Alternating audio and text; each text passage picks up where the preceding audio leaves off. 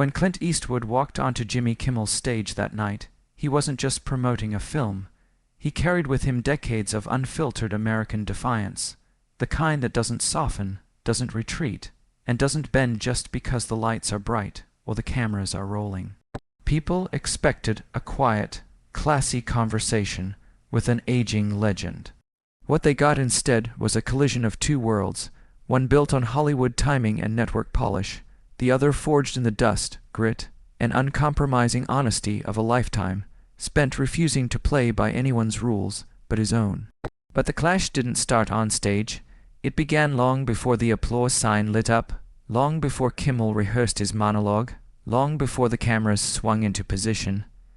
It began in the green room, a room colder than it should have been. Not from the air conditioning that was running low. It was something else, a stillness, a tension, the kind of quiet that sits heavy in the air right before a wildfire sweeps through dry brush and leaves nothing behind but smoke and truth.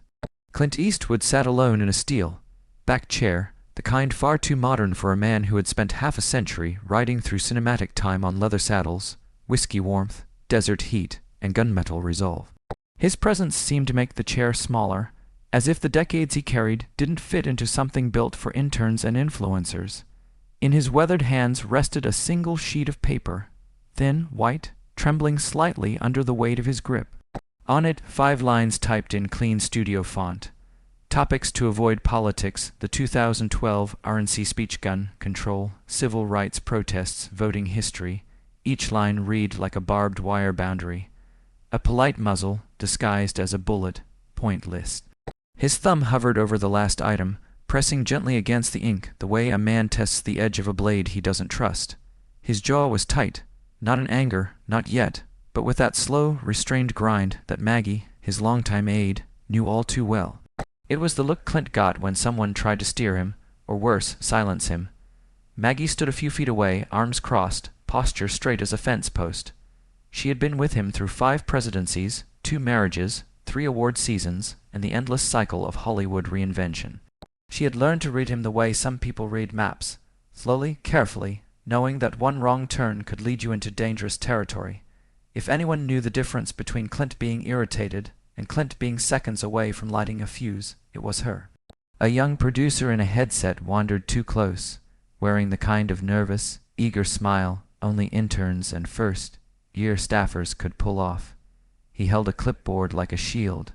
Trying to break the tension, he forced a joke to the surface. "So, Mr. Eastwood, big night. We're hoping to get a fun viral moment." Maggie cut him off before the sentence could fully crawl out of his mouth. "Don't try to be cute," she said, her voice low but sharp enough to freeze the air. "Don't cue a joke. Don't chase a viral moment. Don't push him. If you corner him, he won't play, and no script in this building will be able to fix it." The producer blinked, startled. He laughed reflexively, stupidly, until Maggie's eyes locked onto his with such precision that the laugh died in his throat. His Adam's apple bobbed. He nodded, stepped back, and retreated behind a curtain like a child who had accidentally poked a sleeping wolf. Maggie exhaled slowly, then turned back to Clint. He still hadn't said a word, still staring at the paper. The air between them hummed with something old and dangerous, a memory of the rugged steadiness he carried even now. From the hallway came the thump of the studio band rehearsing for the show.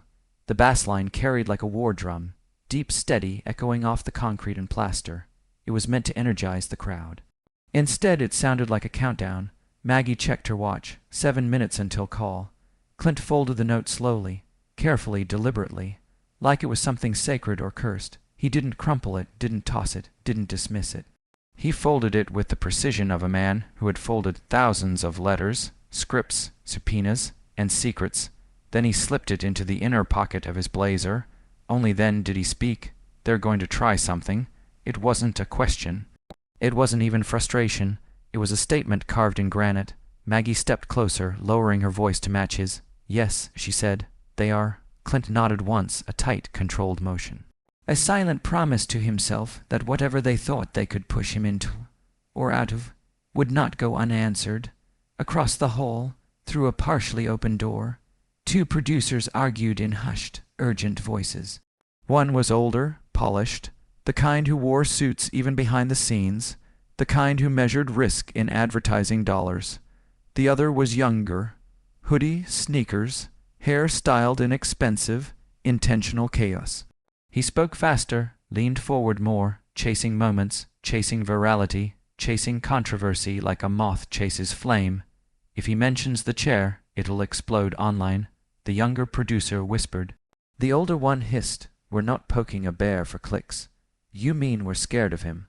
I mean we're respecting him." The younger one scoffed. "This is late night TV. Respect doesn't trend." But Clint had heard enough. Maggie had heard enough. The walls were thin and truth travels. Clint's eyes shifted toward the door. The old fire, quiet, dangerous, unmistakable, barked behind them. Whatever happened next on that stage, it wouldn't be scripted.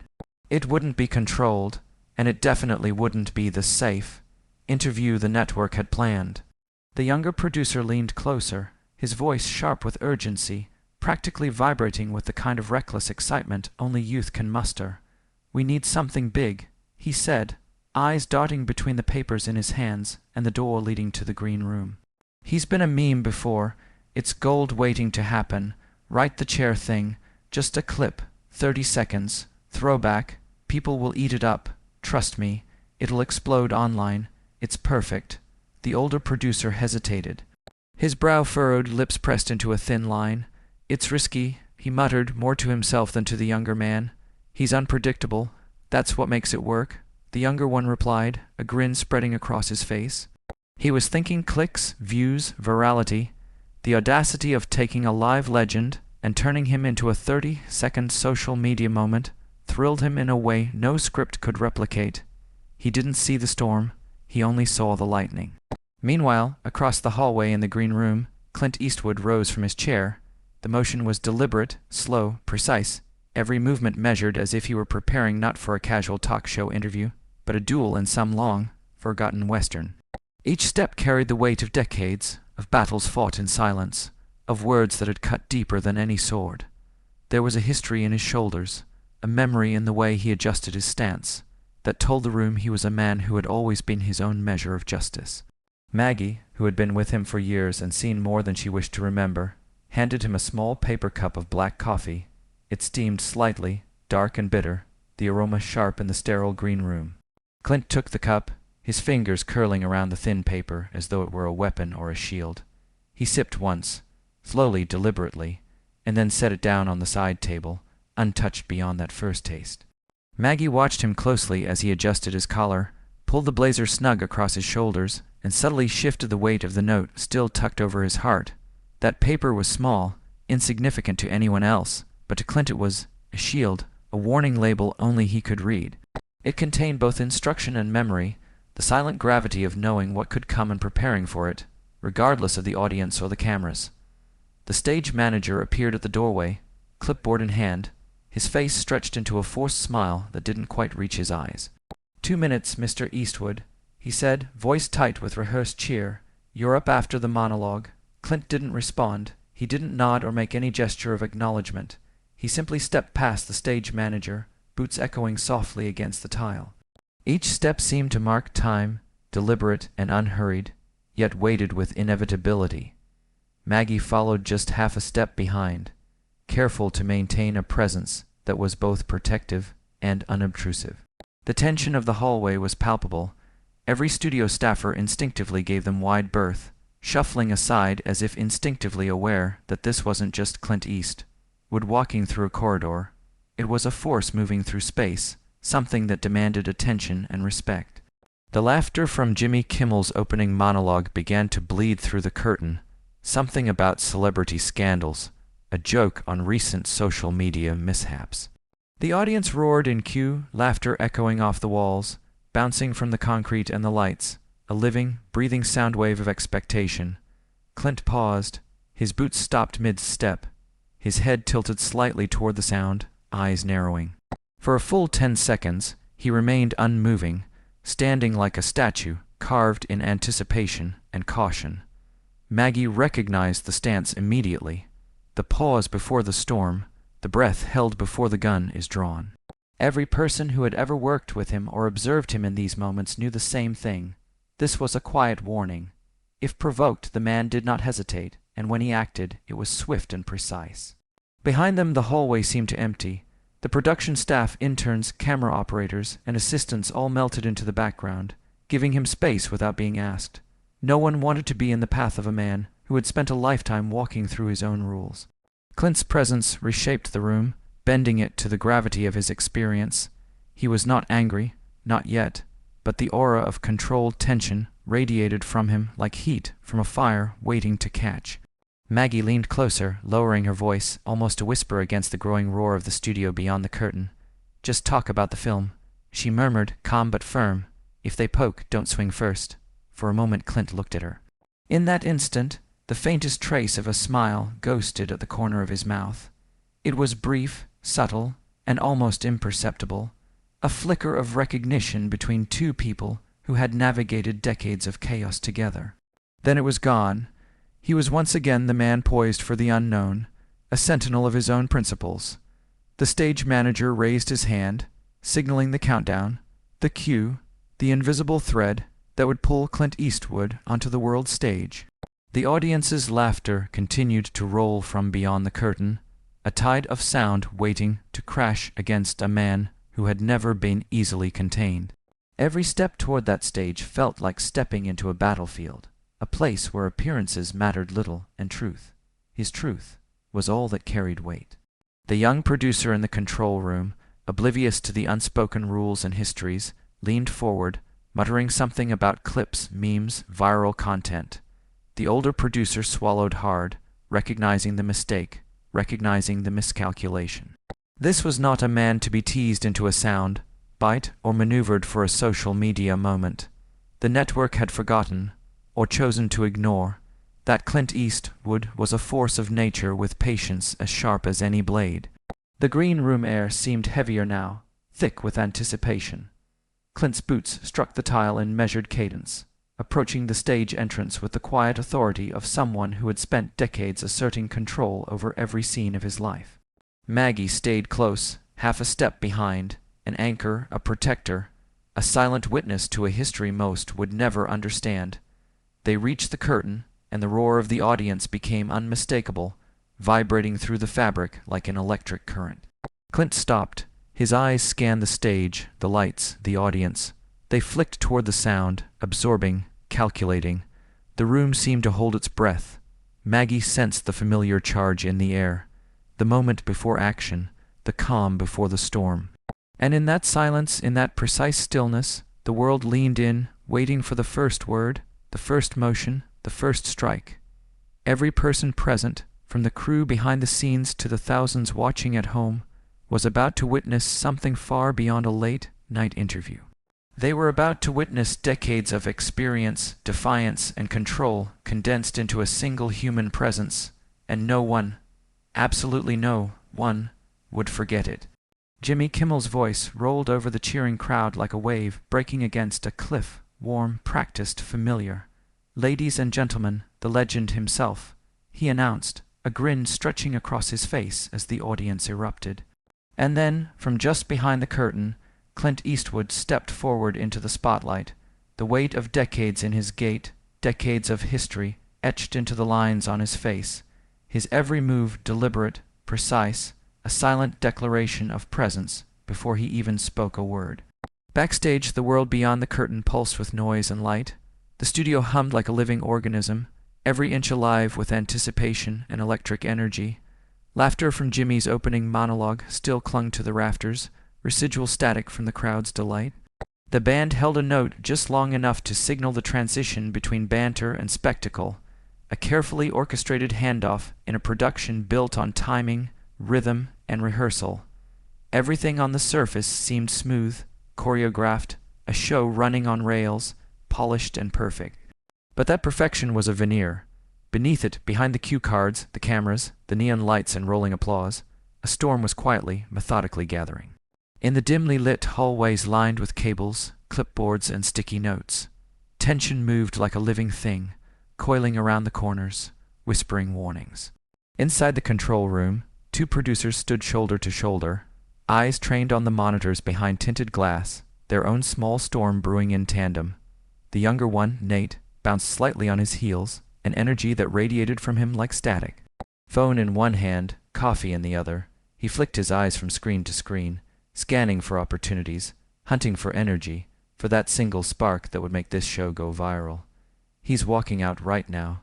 He muttered to no one in particular, almost a mantra. Look at the crowd, they're eating it up. You throw the chair bit in here, we've got instant gold. His grin widened as he imagined the clips flooding timelines, the hashtags, the memes. He could almost see the retweets stacking, the notifications pinging. Beside him, Reed, the older producer, remained still. His jaw flexed subtly, the only visible sign of the storm within him. He had been around long enough to watch careers crumble under stunts like this, enough to know that viral gold was often mined with explosives, and sometimes the blast landed on your own head. He shook his head slightly, muttering, "Don't do it." Nate, undeterred, argued, almost breathless with excitement. It's not even political. It's nostalgic, iconic. One little clip and Twitter's hooked for 2 days straight. People eat this stuff alive. His voice carried both conviction and a youthful lack of foresight, the dangerous confidence of someone who only sees potential rewards. Reed shot him a glance, sharp, measured. You think he sees it that way? His tone was calm, almost too calm. Underneath it, however, was steel. Reed had worked with actors, with legends, with men and women who could destroy a room with a single glance. He knew that not everyone played by the rules the way Nate assumed. He's an actor, he'll play, Nate said with a smirk, brushing off the warning as if experience were irrelevant. He didn't understand yet that Clint Eastwood did not play, in the way most actors did. He did not conform to expectation or social choreography. He met it, observed it, and acted on his own terms. Reed didn't reply. Instead, he leaned into the mic that fed instructions to the floor crew. Tight camera on Kimmel. Do not cut to Eastwood without my call, he said, voice low, carrying authority that no one in the room questioned. He understood the stakes, knew exactly how volatile even a single live frame could be if mishandled. Meanwhile, just offstage, Maggie stood a few steps behind Clint, hands clasped behind her back. Her gaze never left him, not the host, not the crowd, not the humming chaos in the control room. She watched his breathing, the subtle way his hands rested, not loose, not clenched, but poised. Like a man entering a poker game where he already smelled the bluff, knew every angle before the dealer even shuffled the deck. Her experience with him allowed her to read signals invisible to anyone else, tiny shifts in posture, the way his fingers flexed across the armrest, the minuscule tension in his jaw. These were the signals of readiness, of quiet command, of controlled danger. From the stage, Jimmy's voice wove through the studio, rising and falling with practiced ease. He moved between charm and jab, laughter and insight, the rhythm of a host who had spent decades turning even discomfort into entertainment. Yet Clint remained unyielding. He gave nothing, no amusement, no resistance, just stillness, a perfectly measured calm that both commanded and unsettled simultaneously. Behind the scenes, Nate moved to a secondary monitor and tapped on a cue file labeled Eastwood RNC-12.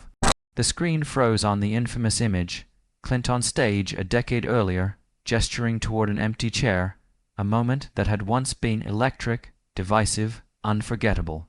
Nate's eyes gleamed as he whispered, almost to himself, "This goes in at minute 4. Set it up like a throwback. Jimmy cracks a joke. The crowd laughs. We roll the clip. Boom. Viral." Reed stepped in front of the monitor, physically blocking the screen. "That's not the play," he said, calm but firm. "Why not?" Nate asked, eyebrows raised. "Because that chair is still hot." Reed replied, voice steady, weighty. "That was 10 years ago. The country hasn't cooled off." Nate laughed softly, not with mockery, but with a dismissive air, almost as if Reed's caution were quaint. "Come on, man. He's been memed to death. You think he doesn't expect it? This is late night, not PBS." Reed didn't blink. He had seen this before. Legends could be cornered, prodded, teased. But they also had memory and patience, and a way of making the lesson unforgettable. He knew Clint would see the setup a mile away, and if mismanaged, it could turn a fleeting moment of viral entertainment into chaos in real time. Meanwhile, on stage, the studio lights washed over Clint Eastwood. The shadows under his eyes told stories of decades spent observing, judging, surviving. Every breath he took seemed synchronized to the pulse of the room, slow and deliberate. Maggie's presence behind him was a tether, a subtle reminder that he was never truly alone in these moments of calculated exposure.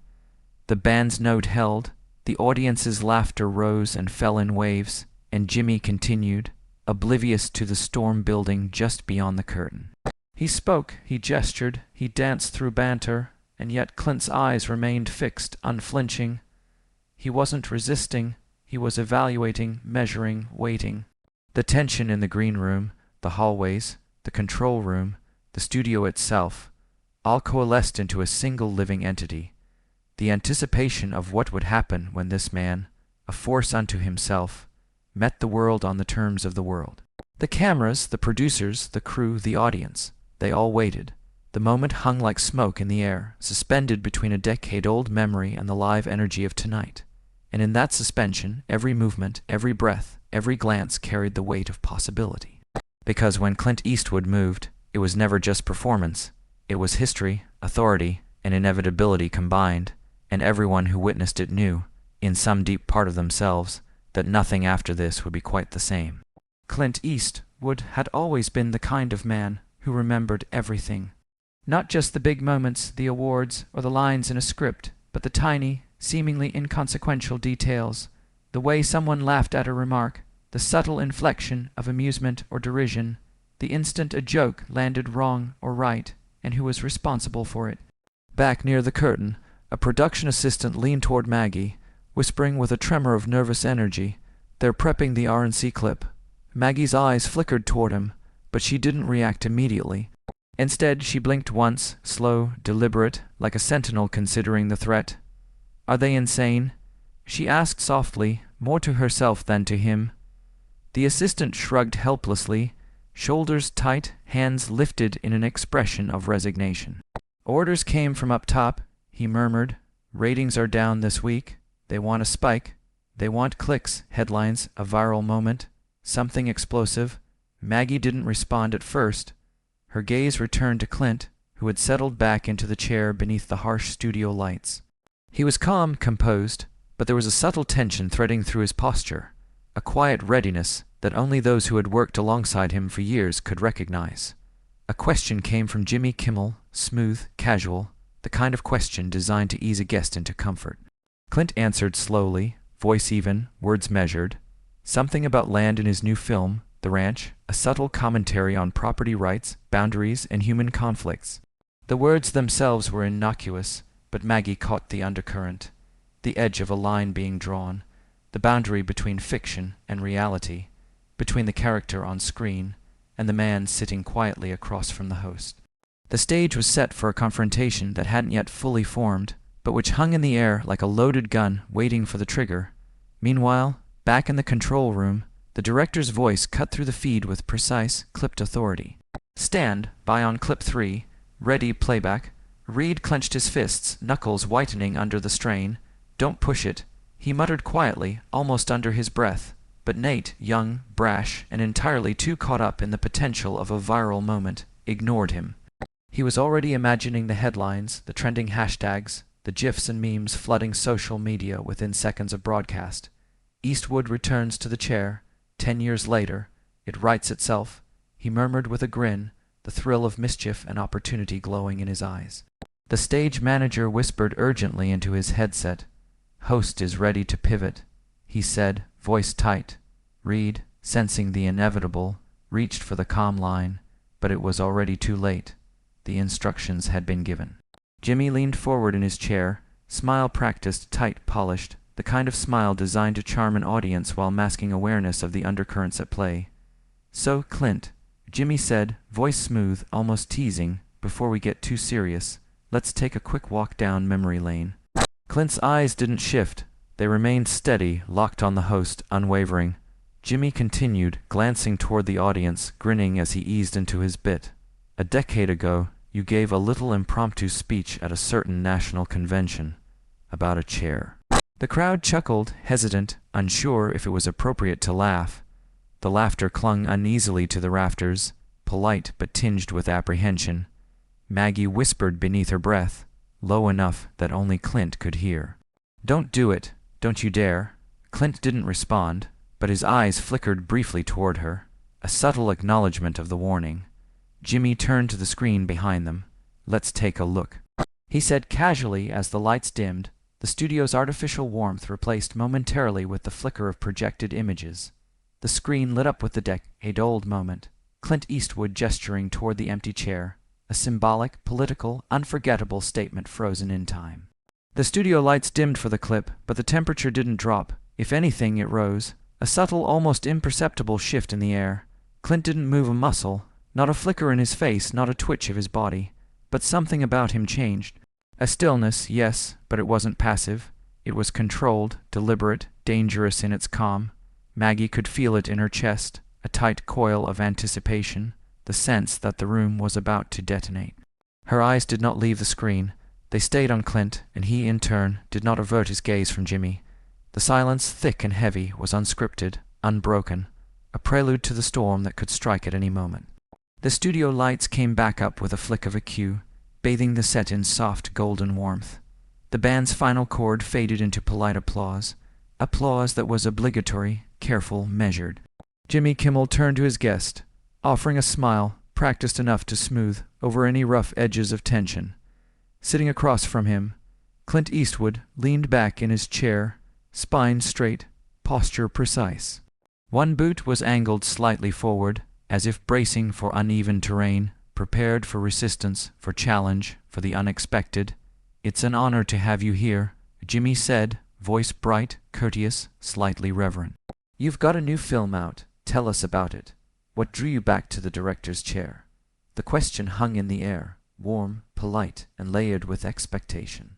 The audience leaned in, silent for a fraction longer than usual, sensing that this moment, this man, was unlike any other guest who had ever sat in the chair across from Jimmy. Clint didn't move at first. Silence stretched, heavy, deliberate. Then slowly, deliberately, he tilted his head toward the host, eyes locked, voice low and even, carrying the weight of decades in each syllable. "I never left," he said.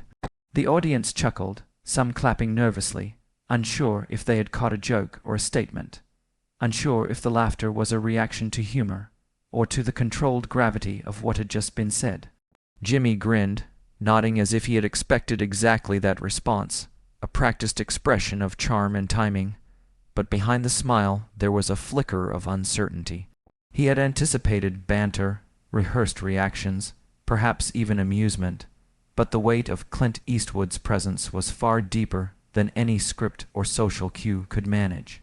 Maggie exhaled softly, aware that the first line had been crossed, but also that the controlled calm of the man in front of her was intact, unbroken. The set seemed to hold its breath. Every camera, every crew member, every glance, every heartbeat was tuned to the singular rhythm of Clint Eastwood, the deliberate cadence of a man who had spent a lifetime measuring, observing, and striking at exactly the right moment. And in that moment, the entire studio, from the control room to the front row of the audience, understood that they were witnessing not just an interview, but a study in presence, in restraint, in authority that could not be manufactured or faked. Every detail, the chair, the clip, the decade-old memory, the tension between past and present, was alive, electric, and charged with the quiet, undeniable power of a man who remembered everything, and who had always been ready for whatever came next.